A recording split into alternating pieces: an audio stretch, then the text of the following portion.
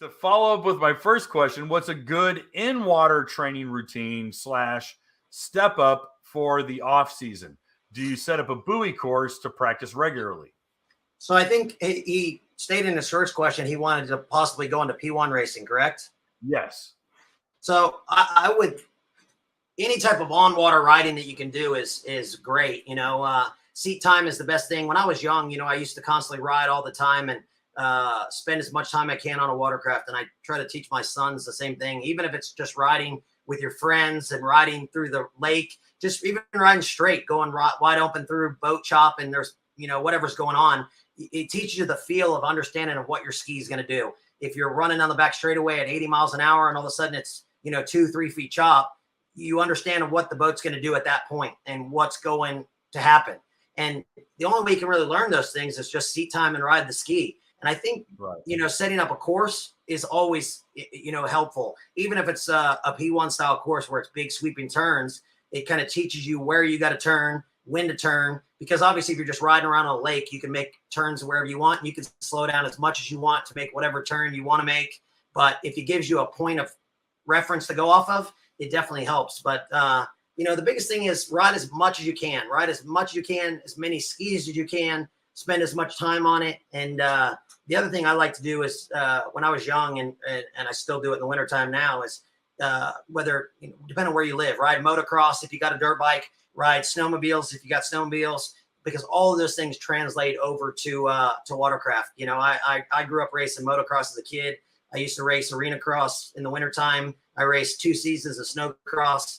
And, all that stuff translate over to how you handle watercraft, because they're very similar to the same motions and the same training and mindset of how you ride. Yeah, I love that you said you're training your mindset as to what the machine wants to do and how your body's going to respond to it. Where do you put body English? Where are you placing your weight? Reading the water, like you said, exactly what you said about you need to know what that ski wants to do at 80 miles an hour when all of a sudden you've got cross chop that you weren't, you're reading a pattern. All of a sudden the pattern changes. What is the ski going to want to do?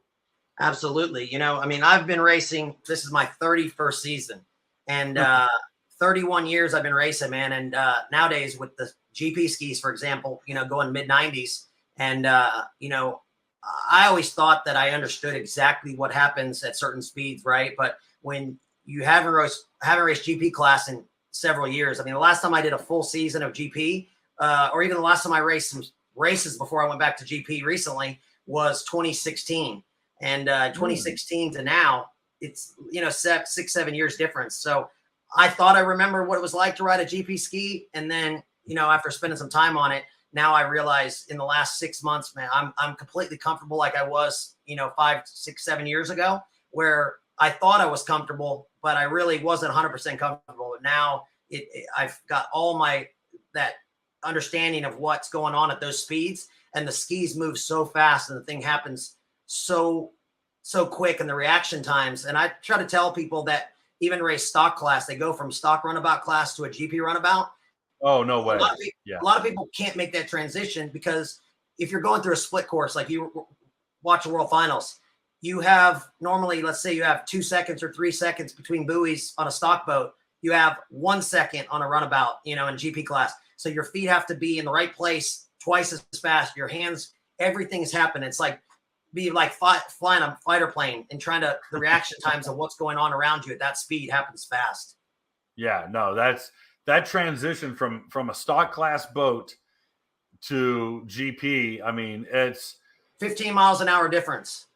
Yeah, but that, not just speed, but how it handles. Stock class is very, very restrictive as to what you can do to that machine. Absolutely.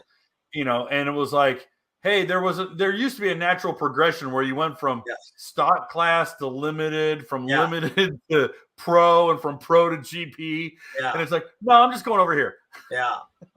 Yeah. People get some fast stuff nowadays and they're like, what's going on?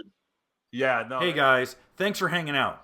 This clip was taken from our weekly podcast that we record here every Sunday night at 8 p.m. Eastern Standard Time. If you want to watch the whole video, you can go to the Watercraft Journal's YouTube channel, go to playlists, and then click on live sessions. You're going to see it there. Otherwise, go ahead and leave a like, a comment, and definitely subscribe to the channel. It helps us grow. And again, thanks again for watching our videos, and we hope to see you soon.